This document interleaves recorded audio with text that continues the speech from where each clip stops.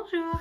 My name's Lindy, and for today's video, I thought I would share with you 9 of my favorite places within France. So I've been pretty lucky to have lived and traveled in France from the north, lyndi, to both sides of the south of Bordeaux, Toulouse area, as well as the French Riviera. Then from the other side of Normandy, Brittany, to both the French-German border area, as well as Paris. I love discovering new places and enjoying all the specialties that each region and city has to offer. So here we go. Annecy. So Annecy is one of my favorites. It is full of charming canals. It's nicknamed the Venice of the Alps. It's become a bit touristy over the years, I'll admit, but it's still super calm, and you can kind of peruse the vieille ville, the old city. There's a huge lake, there's mountains, it's just very beautiful. Again, there's just so many canals within the city. There's also several universities, so there is some student life, but just overall it's a cute city with a bit of tourism thrown in. Alright, now we have Thonon-les-Bains. And this will always hold a special place in my heart because I lived there when I started teaching English in France. It was a sleepy city when I lived there, and I actually went back last year, and they have more restaurants and it's become pretty lively. They have this gorgeous view of Lake Geneva, Lac Léman. There's a cute pebble beach. It's near Evian, Geneva, as well as a medieval town called Ivoire, which is very cute. And it's near mountains, which is great for hiking. Again, it's not really a place to sightsee, but it's more of a great place to enjoy some summer days, relaxing by the lake, enjoy some restaurants, and maybe throw in a hike to a nearby town. A great one is called Abondance, and it's great for hiking. La Rochelle. So in itself, it is a cool place to visit, but it is pretty small. So I recommend having La Rochelle be your home base, and then doing kind of a tour of some nearby towns for little day trips. I loved visiting a town called Royan. There's also these 2 beautiful islands that you can go by car called Île d'Orléans and Île de Ré. Overall, it's very charming, just such a beautiful part of France that I feel people don't always talk about, and La Rochelle is beautiful. Toulouse is very student-friendly. There's lots of universities in this city. It has a pretty bustling nightlife, and during the day it has a very calm vibe. You're also not too far from Spain, so maybe that has some influence to the calm vibes of the city. There are also many museums, a river where you can picnic or grab a bottle of wine and share with some friends. There's a tram system as well, and it's known as the Pink City because many of the buildings are made from terracotta bricks. And that's honestly one of my favorite parts about the city, is it's just got this pink tint over the whole city. It's just beautiful.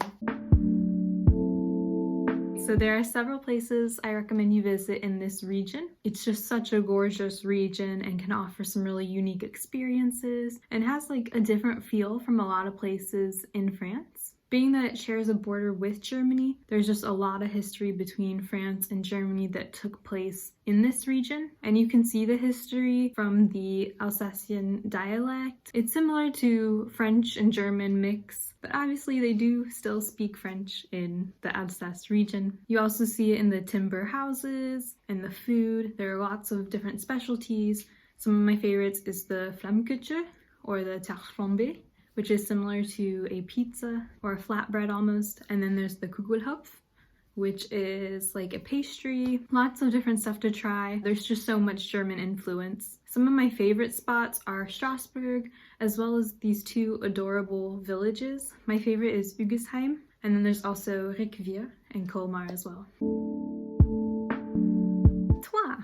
So I know I said Alsace is unique with their timber houses, but I was pleasantly surprised to find them in Troyes as well. I feel the city isn't talked about enough, and I love it. It's very calm, but there's still a lot of young people and things to do. It's in the Grand Est region and only about an hour or so away from Paris, so for travel it's pretty accessible. I actually discovered this city pretty recently, and it's just become one of my favorite spots. Le Lac des Corbeaux, or translated Crow's Lake. It's in the Vosges region. I actually went here for my birthday, and wow, it was just gorgeous. We had to hike up quite a bit, but the view is just so worth it. I mean, look at it. Like, I don't really even need to say anything else, and I can't really do it justice. But you have this beautiful view. You can swim if you want, or kayak. They also have like a little cafe at the bottom. Plus it's near a larger city called La Bresse. This region really is great for like nature lovers, for skiing, visiting forests, all that. It's just a really nice area, especially if you're trying to get away from the craziness of city life. Dijon.